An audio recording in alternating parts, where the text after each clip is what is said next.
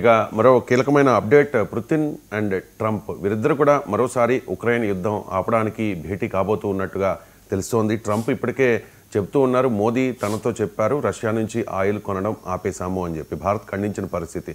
Trump పదే పదే demand చేస్తూ ఉన్నారు, ఉక్రెయిన్ యుద్ధం ఆగాలంటే రష్యా నుంచి భారత్ ఆయిల్ కొనుగోలు చేయడం ఆపాలి అని చెప్పేసి.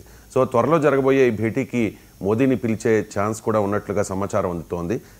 అలా ఒకవేళ ఇన్విటేషన్ అందితే మోదీ వెళ్ళే అవకాశం ఉందా? ఎందుకంటే రీసెంట్గా గాజా పీస్ డీల్కి మోదీ వెళ్ళలేదు కదా, ఏం చెప్తారు? ఎస్ అండి, ఇప్పుడు అలస్కాలో డొనాల్డ్ ట్రంప్ వ్లాడిమిర్ పుతిన్ను ఉక్రెయిన్ యుద్ధాన్ని ఆపడానికి మీట్ అవ్వడం జరిగింది కొన్ని నెలల క్రితం.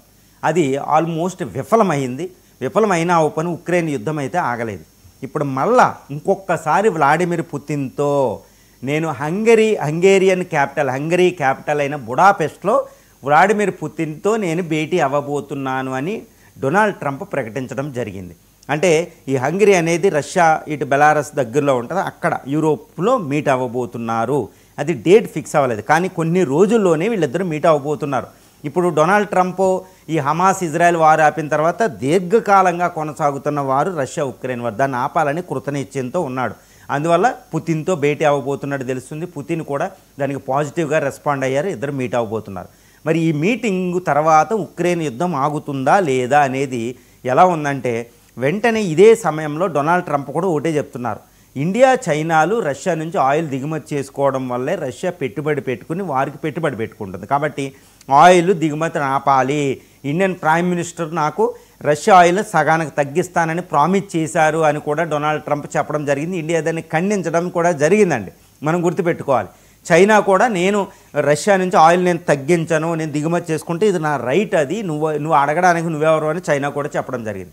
కానీ ఇక్కడ ఏంటంటే రష్యా ఉక్రెయిన్ యుద్ధం అనేది ఆపాలని ఇండియా సంపూర్ణంగా కోరుకుంటుంది. ఎందుకంటే రష్యా ఉక్రెయిన్ యుద్ధం జరగడం వల్ల ఇండియాకి లాభం కంటే నష్టమే ఎక్కువైంది. ఎందుకంటే అమెరికాతో సంబంధాలు చెడిపోయినాయి.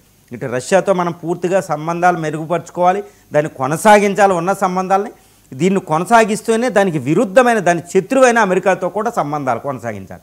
కానీ రష్యా ఉక్రెయిన్ యుద్ధం సమయంలో ఇటు రష్యా ఆయిల్ దిగుమతి ఎక్కువ చేసుకోవడం వల్ల రష్యాతో సంబంధాలను కొనసాగించడానికి అమెరికాతో తగవుకు పెట్టుకోవాల్సిన పరిస్థితి ఈరోజు మోడీ దౌత్య విధానానికి వచ్చిందనమాట.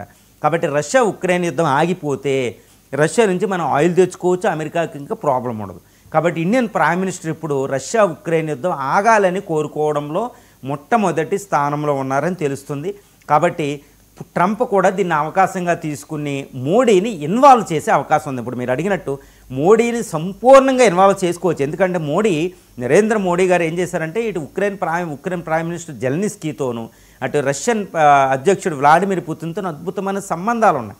ఇటు నాటో దేశాలతో సంబంధాలు ఉన్నాయి, చైనాతో సంబంధాలు ఉన్నాయి, రష్యాతో సంబంధం. మోడీ ఏంటంటే అందరికీ నచ్చ చెప్పగలుగుతారు. ఇప్పుడు మోడీ అక్కడ ఉండడం వల్ల రష్యా ఆయిల్ మనం దిగుమతి చేసుకోవడం వల్ల రష్యా మన మాట కాదనలేదు. కాబట్టి మోడీని ఇన్వాల్వ్ చేస్తే ఎలా ఉంటుంది అని ట్రంప్ యొక్క ఉద్దేశం, దాన్ని మనం కొట్టి పారేయలేం. కాబట్టి ఆ సమావేశానికి బుడాపెస్ట్లో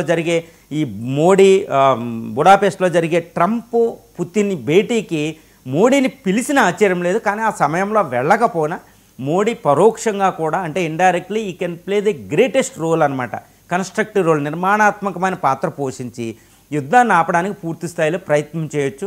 ఈ యుద్ధం ఆగే అవకాశాలు ఇప్పుడు మనకు పుష్కలంగా కనిపిస్తున్నాయి. ఎంజీరావు గారు, ప్రస్తుతానికైతే హమాస్ ఇజ్రాయెల్ మధ్య యుద్ధం ఆగిపోయింది. మరి ఇప్పుడు